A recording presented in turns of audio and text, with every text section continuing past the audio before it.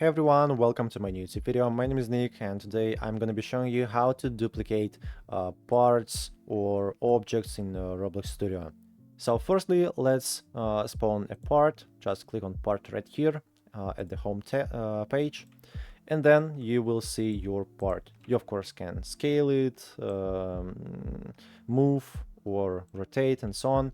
And to duplicate it, just click on it to select, and then you can use the shortcut Ctrl+C, and then click Ctrl+V to paste it right here.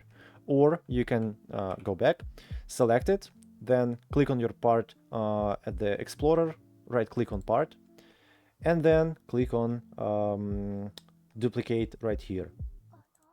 Okay, and then you can move your first part and see the second part, or just use Ctrl+D.